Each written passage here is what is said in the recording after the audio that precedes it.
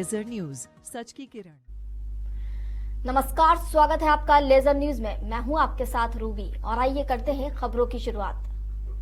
प्रश्न सवाल पूछे गए थे, उसमें बीजेपी के भी विधायक थे। सदन एक माध्यम होता है जनप्रतिनिधि को अपने क्षेत्र की और प्रदेश की जनता की आवाज को रखने का। बीजेपी के विधायकों के प्रश्नों का भी अपमान किया सरकार ने और इस व्यवस्था ने, जिसमें सिर्फ 64% प्रश्नों के उत्तर ही नहीं मिले।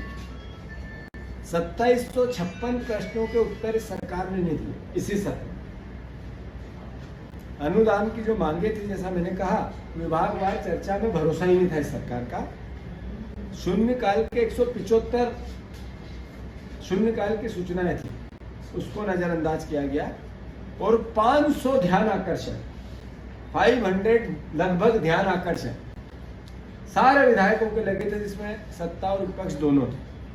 तो मूल भावना इस सरकार को संसदीय कार्य व्यवस्था में, इस भारतीय जनता पार्टी के विचार को संसदीय कार्य व्यवस्था में भरोसा ही नहीं, इसका सम्मान ही नहीं करती।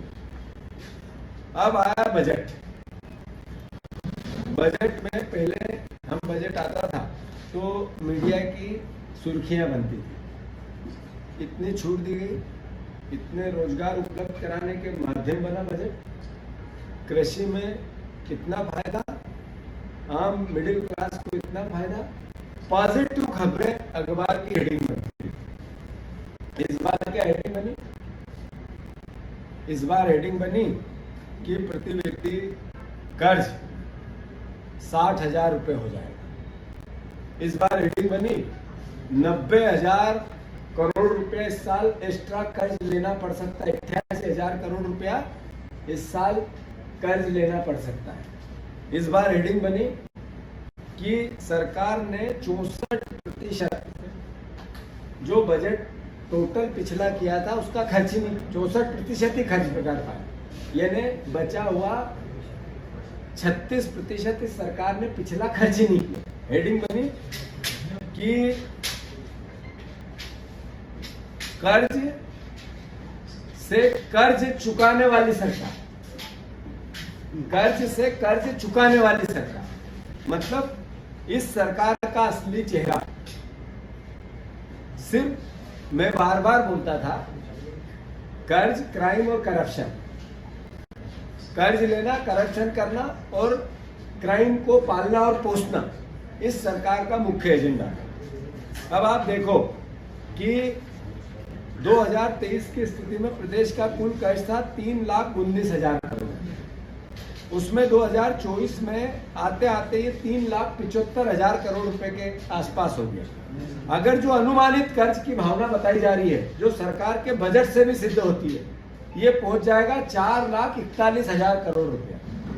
तो अल्टीमेटली प्रति व्यक्ति 60,000 रुपए के कर्ज में है होना है इस सरकार का, जो आज पैदा होगा और जो आज जिसकी मृत्यु होगी। सवाल यह है कि एक सरकार का उद्देश्य क्या होता है कर्ज लेने का, या बजट का, कि जनता की जन सुविधाएं बढ़े, आधारभूत विकास हो, बच्चों को रोजगार मिले और साथ ही साथ अल्टीमेटली समृद्धि आए। पर रोजगार की अगर एक पेरा पकड़ ले, एक क्षेत्र पकड़ ले रोजगार का, इस सरकार ने पिछली बार जब बजट आया था उसमें 29,50,000 रोजगार जनरेट करने की बात की थी और 15.42 लाख रुपए का करोड़ रुपए का 42,000 करोड़ रुपए का पूंजी निवेश आएगा प्रदेश में, जिससे जनरेट होंगे 29,50,000 रोजगार। मध्य प्रदेश में लगभग 35 लाख, 37 लाख, 35 लाख या 33 लाख इस तरह के बेरोजगारी के पंजीयन होते हैं। तो जो 37 लाख पंजीयन में आपने रोजगार दिया 2,30,000 को, जो अभी ताजा आंकड़े आए, यानी लगभग 2%, 3% लोगों को या 5% बच्चों को 37 लाख में से आपने रोजगार दिया, वो भी प्राइवेट सेक्टर में। सरकारी नौकरी जीरो। किसी भी विभाग की सरकारी नौकरी के आंकड़े इस तरीके के नहीं आए। मैं आप सबसे अनुरोध ये करना चाहता हूं इस पूरी भावना का कि अब जब 3 लाख इस सरकार ने 3,65,000 करोड़ रुपए का बजट की बात की इस बार, ये पिछली बार की बात की थी, तो इन्होंने 63,000 करोड़ रुपए के निवेश की बात और 4 लाख रोजगार जनरेट होंगे इसकी बात। मतलब पहले पिछली बार जो रोजगार के कार्यालय का पंजीयन था 35 लाख, उसमें से दिए 2 लाख को, बचे 33 लाख, उसमें से 4 लाख रोजगार जनरेट करेंगे। इसका मतलब जो 30 लाख बच्चे बेरोजगार होंगे क्या चोरी करेंगे? इसके लिए सरकार का क्या प्रोविजन है? और फिर ये बजट बढ़ाया क्यों गया? आखिर अल्टीमेटली जब सीएजी की रिपोर्ट ये कहती है कि आप 64% ही बजट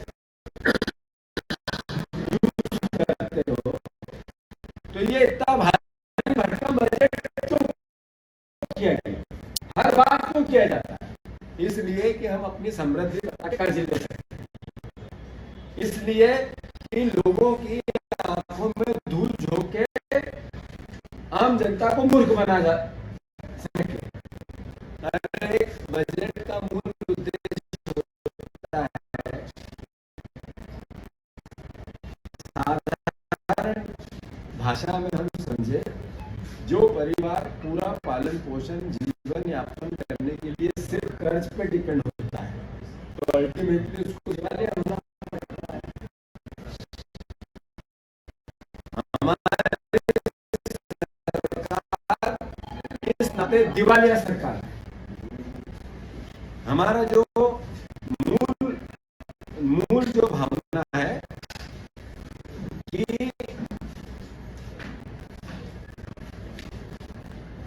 कर्ज लेना और करप्शन करना।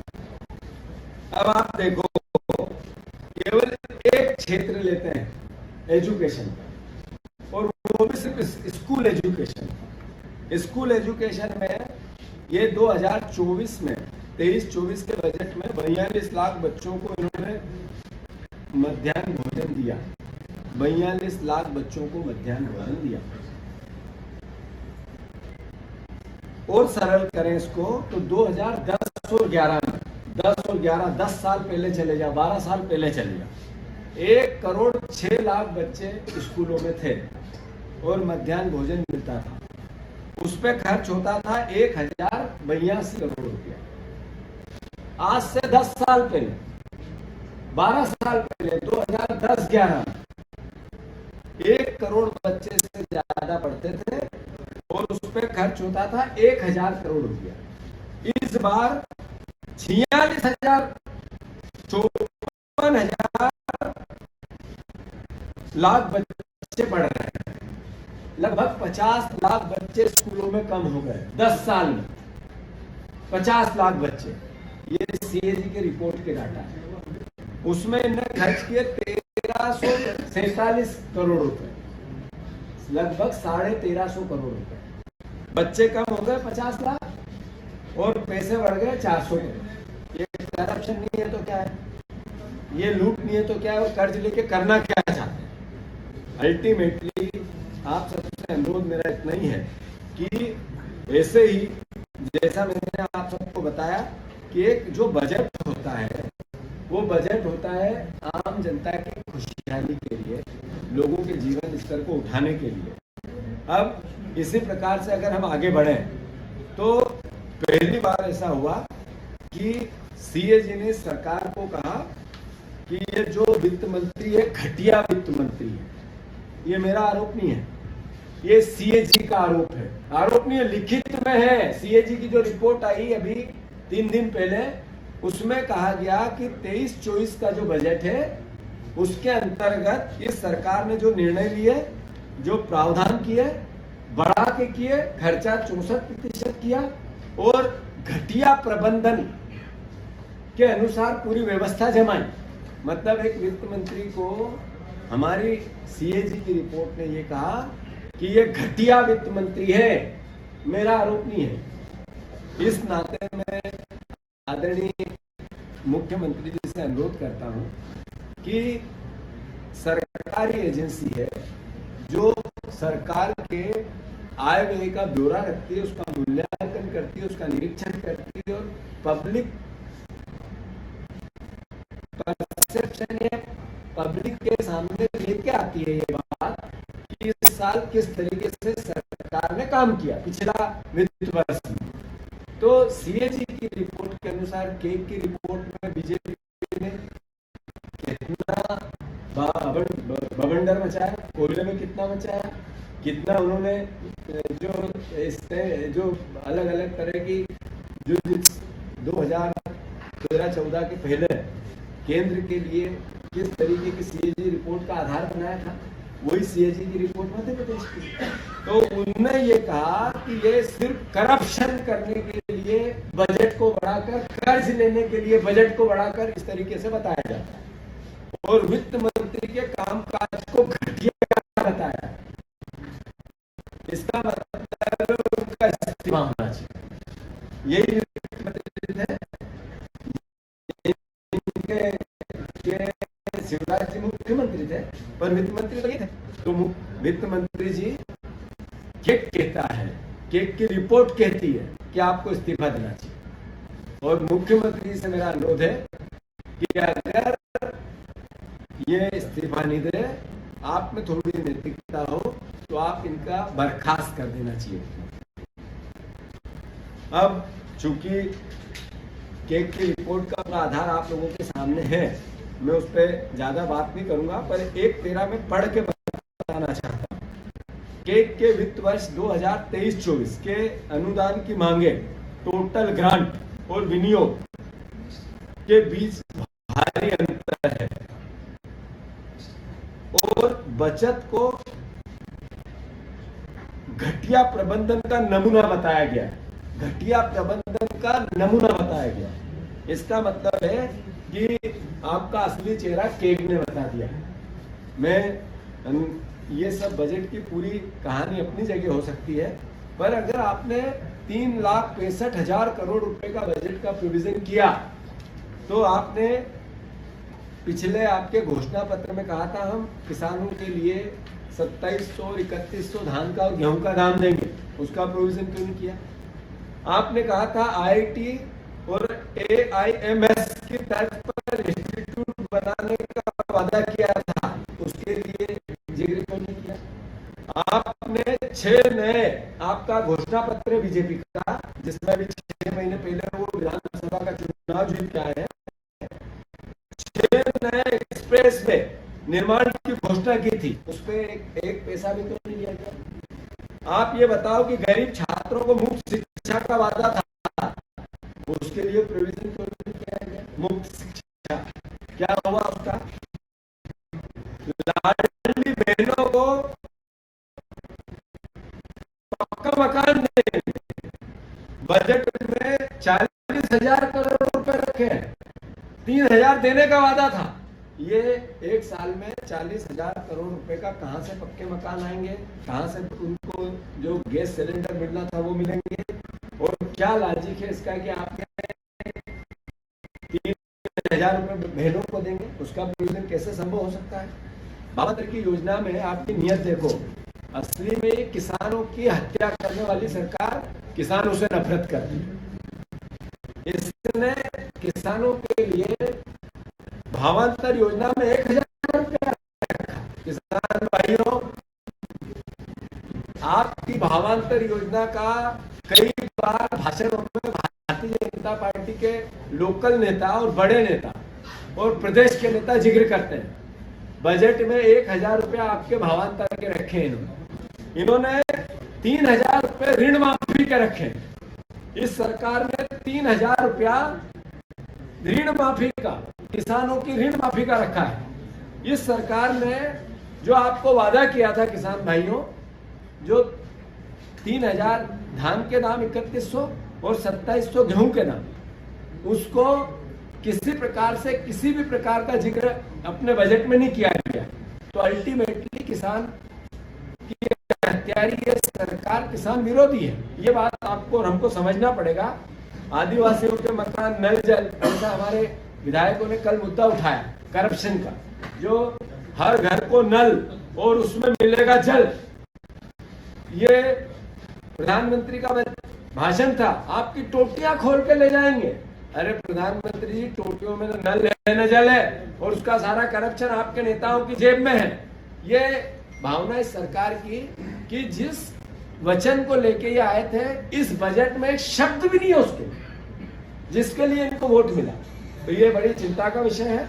मैं मानता हूं कि बजट के सारे प्रोविजन, सारे प्रावधान, जैसे किसानों के लिए इनको जितनी योजना में मद रखना था, बोलते हैं उसको पिछली बार से भी अब घटा दिया। यानी कि जो ग्रामीण विकास का मद रखना था वो पिछली बार से इस बार घटा दिया। जो इनको अलग अलग मद को लेकर अलग अलग प्रक्रियाएं, चाहे वो आदिवासी आवास की बात हो, चाहे आदिवासियों की छात्रवृत्ति की बात हो, चाहे मतलब अल्टीमेटली वित्त मंत्री का काम सिर्फ झूठ बोलना है। इन्होंने एक कहा कि वित्त मंत्री सदन में झूठ बोला, पूंजीगत व्यय 15% बढ़ाया गया है, जबकि यह वर्ष 2023-24 में 67,177 करोड़ रुपए था, जो घटकर 2024-25 में 61,633 करोड़ रुपए हो गया। यानी घटा या बढ़ा? आप भाषण देखना वित्त मंत्री का, इसका मतलब है कि वो जनता से सदन में क्या झूठ बोलते हैं। इसीलिए तो वित्त मंत्री का इस्तीफा होना चाहिए।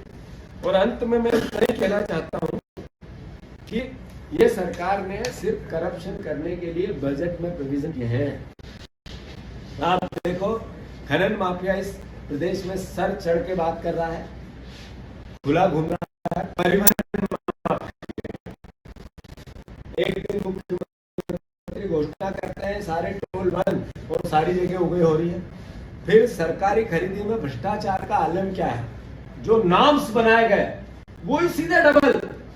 जो सरकारी काम करने के तरीके के, वो चाहे सिविल के काम हो चाहे खरीदी के काम, सब में जो रेट मूल होते हैं उससे सीधे डबल का प्रोविजन किया गया।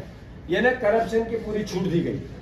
उज्जैन में मंदिरों की जमीन पर कब्जा कर लिया, पंचायतों के नगरीय निकाय में जमकर भ्रष्टाचार, इंदौर में 2000 करोड़ रुपए का लगभग घोटाला नगर निगम में हुआ। एक भी नगर निगम, नगर पालिका, नगर पंचायत ऐसी जिसमें फर्जी बिल का मामला नहीं चल रहा हो। तो ये सरकार करप्शन की पर्याय बन गई। मैं मानता हूं नर्सिंग घोटाला इसका सबसे बड़ा उदाहरण है।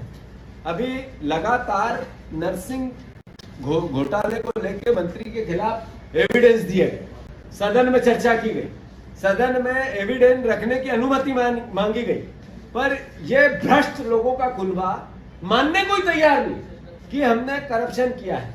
मैं मानता हूं 4 लाख से ज्यादा बच्चे जो नर्सिंग की फीस देकर इंतजार कर रहे हैं कि हमें पढ़ाई हो, डिग्री मिले, एग्जाम दे, उनकी क्या गलती थी? इस सरकार की इस करप्ट गतिविधि के कारण उनका जो भविष्य चौपट हो रहा है, ये एक चिंता का विषय है।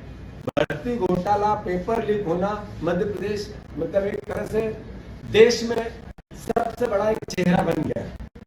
और व्यापक जैसे घोटाले मध्य प्रदेश में चर्चित है।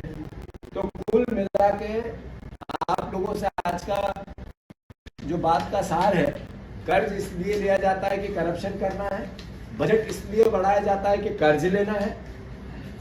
जो वित्त मंत्री को इन सब गतिविधियों के लिए, गलत प्रबंधन के लिए केक ने दोषी ठहराया है। और केक की रिपोर्ट के अनुसार मध्य प्रदेश के वित्त मंत्री की वित्त व्यवस्था घटिया स्तर की है, इसलिए वित्त मंत्री को इस्तीफा दे देना चाहिए। और वित्त मंत्री को इस्तीफा नहीं देते हुए तो मुख्यमंत्री को उनको हटा देना चाहिए। धन्यवाद।